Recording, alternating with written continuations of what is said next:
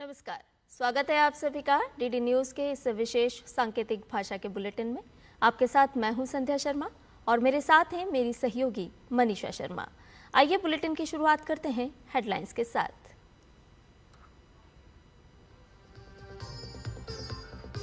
प्रधानमंत्री आज 11 बजे मन की बात कार्यक्रम के जरिए अपने विचार करेंगे साझा। आकाशवाणी और दूरदर्शन के सभी नेटवर्क पर होगा प्रसारण।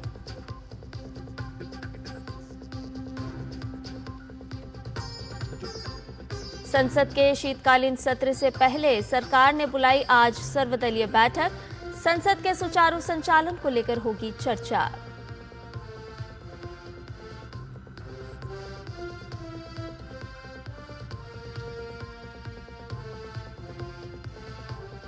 महाराष्ट्र और झारखंड में सरकार गठन की कवायद शुरू। महाराष्ट्र में महायुति तो झारखंड में इंडी गठबंधन ने शानदार जीत की दर्ज।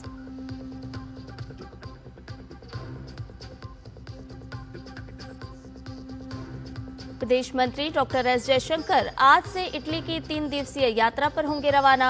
G7 विदेश मंत्रियों की बैठक में लेंगे हिस्सा।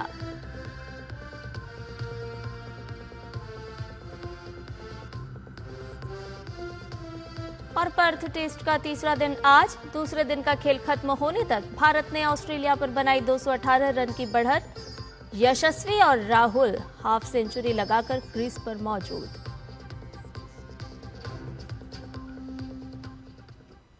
और आइए अब खबरों को जान लेते हैं विस्तार से।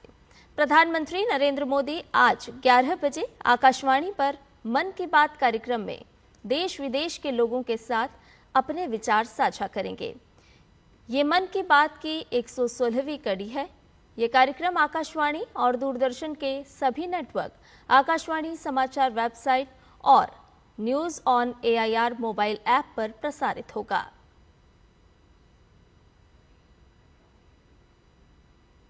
सरकार ने संसद के शीतकालीन सत्र से पहले आज सर्वदलीय बैठक बुलाई है। बैठक की अध्यक्षता रक्षा मंत्री राजनाथ सिंह करेंगे। बैठक में सरकार सत्र के दौरान लोकसभा और राज्यसभा के सुचारू संचालन को सुनिश्चित करने के लिए सभी राजनीतिक दलों से सहयोग मांगेगी। शीतकालीन सत्र सोमवार से शुरू होगा और 20 दिसंबर तक चलेगा।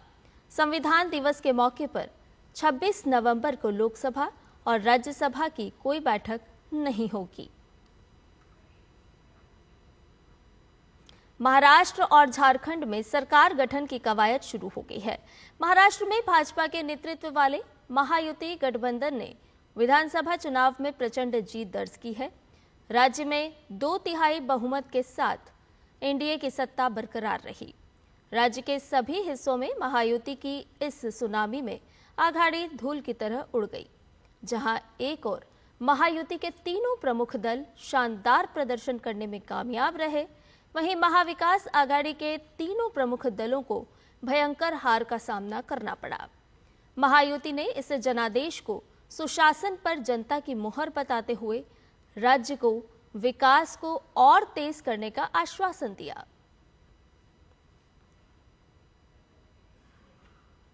झारखंड विधानसभा चुनाव में मिली भारी कामयाबी के बाद मुख्यमंत्री हेमंत सोरेन के आवास पर आज इंडी गठबंधन के नवनिर्वाचित विधायकों की बैठक बुलाई गई है, जिसमें माना जा रहा है कि हेमंत सोरेन को नेता चुना जाएगा।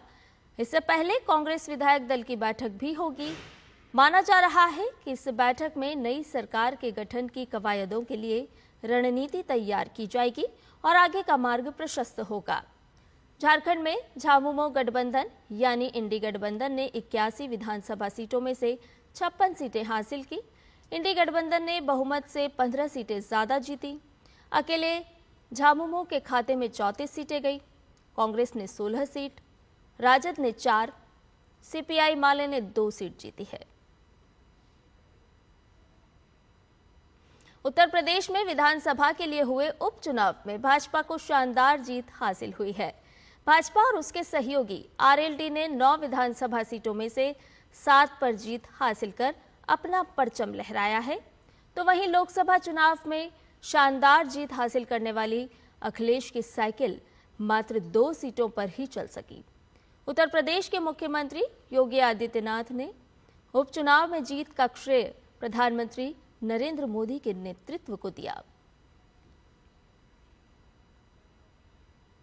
महाराष्ट्र विधानसभा चुनाव और उपचुनाव में पार्टी की प्रचंड जीत का जश्न नई दिल्ली स्थित भाजपा मुख्यालय में मनाया गया। इसमें शामिल होने के लिए प्रधानमंत्री नरेंद्र मोदी पहुंचे तो उनका दिल खोलकर अभिनंदन हुआ। पीएम मोदी ने हाथ हिलाकर पार्टी कार्यकर्ताओं का अभिवादन किया। पीएम ने शानदार नतीजों के लिए जनता का आभार जताया। पीएम ने महाराष्ट्र की जीत को विकासवाद की विजय और परिवारवाद की पराजय बताया।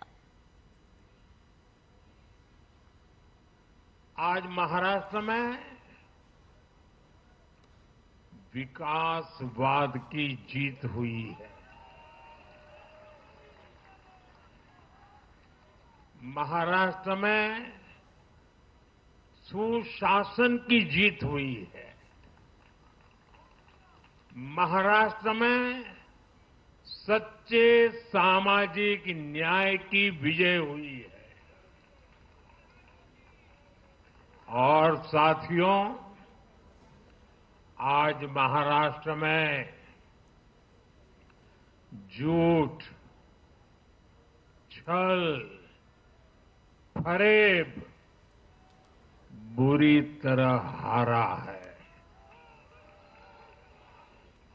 विभाजनकारी ताकतें हारी है।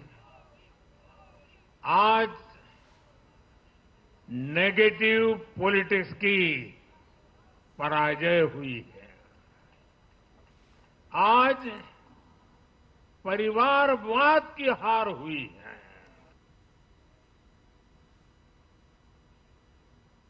प्रधानमंत्री नरेंद्र मोदी आज नई दिल्ली में ओडिशा पर्व कार्यक्रम में भाग लेंगे और लोगों को संबोधित करेंगे। ओडिया विरासत के संरक्षण और संवर्धन के लिए ओडिशा पर्व का आयोजन 22 से 24 नवंबर तक किया जा रहा है। इस वर्ष ओडिशा की समृद्ध विरासत के रंग बिरंगे सांस्कृतिक रूपों को दर्शाते हुए राज्य के जीवंत सामाजिक, सांस्कृतिक और राजनीतिक लोकाचार को प्रदर्शित किया गया। आज ओडिशा पर्व का समापन हो जाएगा।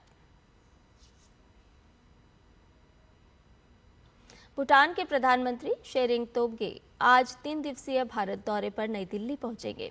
शेरिंग तोब्गे कल दिल्ली में एक कार्यक्रम में हिस्सा लेंगे और मंगलवार दोपहर को वापस स्वदेश रवाना होंगे। इससे पहले जनवरी में प्रधानमंत्री का कार्यभार संभालने के बाद भूटान के प्रधानमंत्री मार्च में अपनी पहली विदेश यात्रा पर भी भारत आए थे।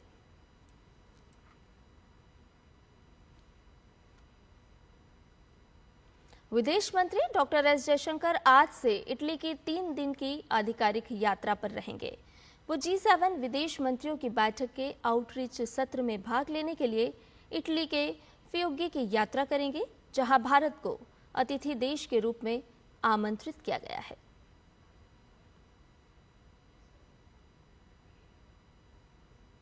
अजरबैजान में आयोजित संयुक्त राष्ट्र जलवायु परिवर्तन सम्मेलन में अमीर देशों ने जलवायु परिवर्तन निपटने के लिए विकासशील देशों की आर्थिक मदद करने का प्रस्ताव दिया है, जिसके तहत विकसित देश अब विकासशील देशों की मदद के रूप में 2035 तक सालाना 300 बिलियन अमेरिकी डॉलर देंगे।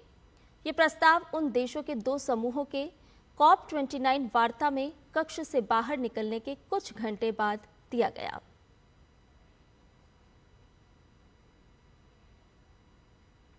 पाकिस्तान के खैबर पख्तूनख्वा प्रांत के कुर्रम जिले में ताजा झड़पों में 18 और लोगों की मौत हो गई, जबकि 30 अन्य लोग घायल हो गए। कुर्रम में सांप्रदायिक हिंसा में यहां कई लोगों की मौत हो गई है। सरकार और स्थानीय पुलिस शांति बहाल करने की कोशिशों में जुटी हुई है।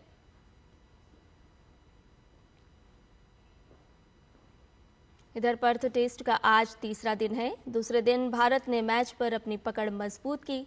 टीम ने बिना विकेट को 172 रन बना लिए हैं। यशस्वी जायसवाल 90 और केएल राहुल 62 रन पर नाबाद लौटे।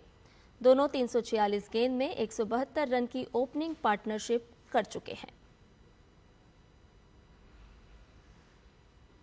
सिखों के 9वें गुरु श्री गुरु तेग बहादुर का शहीदी दिवस आज मनाया जा रहा है।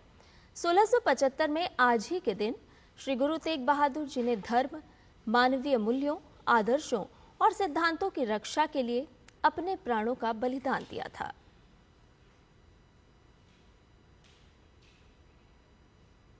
और इसके साथ ही इस विशेष सांकेतिक भाषा के बुलेटिन में फिलहाल मेरे साथ इतना ही।